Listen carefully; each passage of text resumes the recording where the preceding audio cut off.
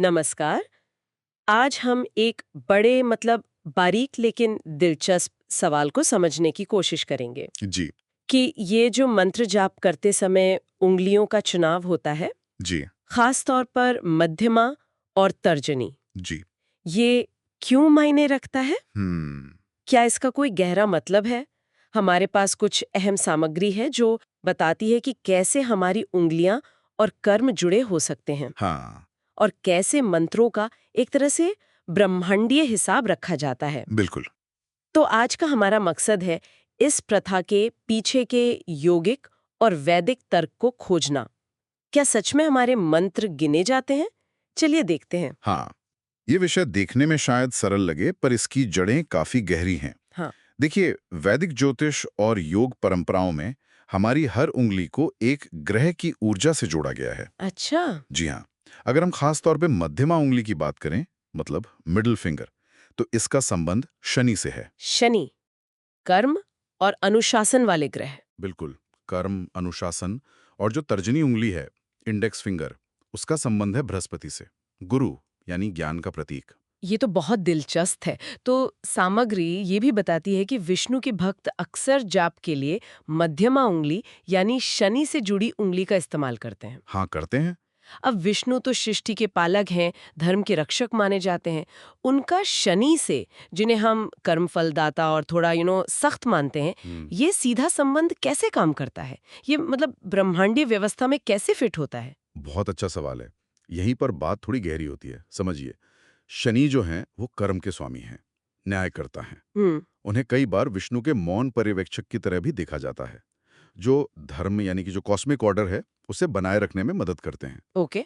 तो मान्यता यह है कि जब मध्यमा उंगली यानी शनि की उंगली से विष्णु मंत्रों का जाप होता है, तो शनि हर अक्षर को, मतलब हर जाप को, कर्म के खाते में दर्ज करते जाते हैं। अच्छा। कर्म का लेखा जोखा अवधियां होती हैं, हाँ हाँ, उनमें विष्णु के प्रति सच्ची भक्ति एक तरह का सुरक्षा कवच बन सकती है। समझ गई। तो ये हुए विष्णु भक्ति और कर्म के स्वामी शनि की बात। हम्म, अब अगर हम शिव भक्तों की तरफ देखें, सामग्री कहती है वो अक्सर तर्जनी उंगली यानी बृहस्पति से जुड़ी उंगली का इस्तेमाल करते हैं। जी, बिल्कुल। उसका क्या संबंध बनता है? शिव तो संहारक है, अहंकार और भ्रम को मिटाने वाले माने जाते हैं। एकदम सही। शिव अहंकार और भ्रम के विनाशक हैं, और तर्जनी उंगली बृहस्पति ग्रह से जुड़ी है, जो ज्ञान और गुरु के कारक हैं। हम्म। एक और दिलचस्प बात यह है कि बृहस्पति को कभी-कभी शिव के आध्यात्मिक पुत्र कार्तिकेय का स्वरूप भी माना जाता है। ओ, कार्तिकेय, देवताओं के सेनापति। हाँ, वही, देवताओं की सेनापति और ज्ञान के प्रतीक।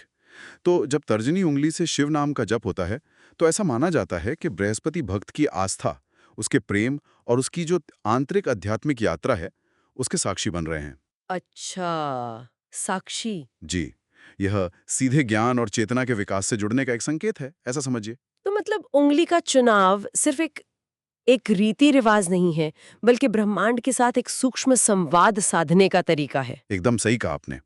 यह सिर्फ उंगलियों का हिलना नहीं है, ये ब्रह्मांड को एक तरह का सांकेतिक संदेश भेजना है। हम्म। स्रोत में एक अच्छी तुलना भी दी गई है। जैसे हमारा मोबाइल फोन कॉल का रिकॉर्ड रखता है ना, हाँ। कुछ वैसा ही समझिए।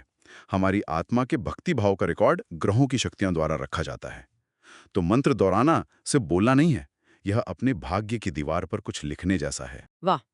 ये सब सुनकर एक आम सवाल मन में आता है जो मैंने कई लोगों से सुना भी है। भाई, इतनी भक्ति और जाप के बाद भी जीवन में कष्ट क्यों आते हैं? हाँ, हाँ, ये सवाल तो बिल्कुल स्वाभाविक है। यहाँ ये समझना जरूरी है कि भक्ति कोई सौदा नहीं है, मतलब ये कोई लेन देन नहीं है, बल्कि ये एक तरह का आध्यात्मिक निवेश है। निवेश, इन्वेस्टमेंट। हाँ, एक इन्वेस्टमेंट।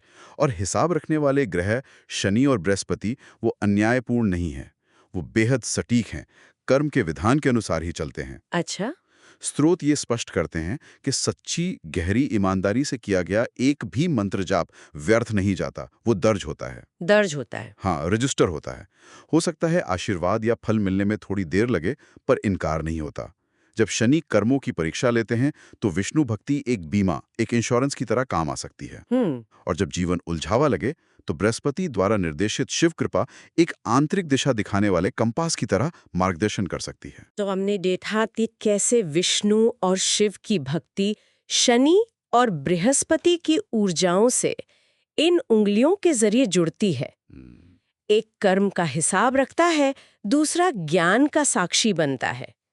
कुल मिलाकर जप में उंगली का सचेत चुनाव हमें खास तरह की ब्रह्मांडीय ऊर्जाओं से जोड़ता है। बिल्कुल, चाहे आप वैष्णव मार्ग पर हों या शैव, जागरूकता मतलब अवेयरनेस बहुत महत्वपूर्ण है।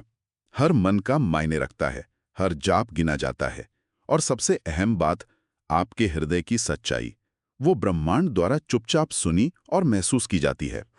शनि और बृहस्पति, आप कह सकते हैं, हमारे आध्यात्मिक कर्मों का लेखा जोखा रखने वाले ब्रह्मांडीय लेखाकार हैं। ये वाकई एक बहुत गहरा दृष्टिकोण है कि हमारा हर जाप, उंगली का हर स्पर्श ब्रह्मांड में एक प्रतिध्वनि, एक वाइब्रेशन पैदा करता है। हाँ, और इस चर्चा को समेटने के लिए एक अंतिम विचार शायद ये हो सकता है कि जप केवल दोहराव नहीं है, यह स्मरण है अपने इष्ट का, अपने लक्ष्य का। स्मरण, हाँ। और ये स्मरण दर्ज किया जाता है न केवल किसी काल्पनिक स्वर्ग में, बल्कि यहीं उन शक्तियों द्वारा जो समय और कर्म पर शासन करती हैं, यानी हमारे ग्रह और उनके प्रतीक हमारी उंगलियां। बहुत खूब।